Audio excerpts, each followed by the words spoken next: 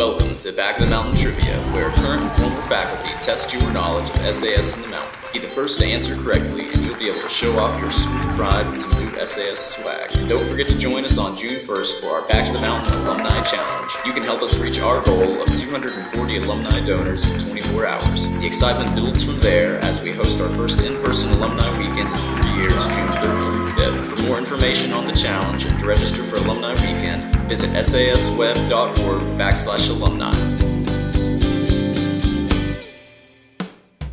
Hello, this is Stephen Brem, and for today's episode of Back to the Mountain Trivia, our special guest is Director of Marketing and Communications, Sherri Bergman. If you have read the SAS magazine or All Community News emails, then you have seen some of her handiwork. Sherri has been keeping students, faculty, families, and alumni informed for the past 15 years, and she is the proud parent of 2 SAS graduates. If you haven't heard the news, Sherri will be retiring from SAS this summer.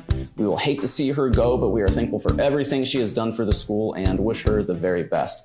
Sherri, before we get to your trivia question for today, thinking back on your time here at SAS, what is your favorite memory?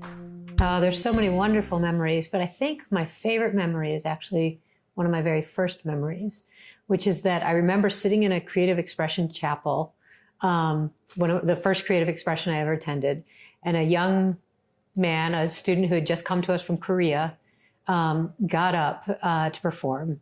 And like all of us, I have seen all of the movies that take place in high schools. And, you know, there's that moment of, oh my God, how are people going to react to this? And he got up and with a very heavy accent sang what was already not a very cool song, which was John Denver's Country Roads. Wonderful, and it was a nice. little off key. Yep. And it was,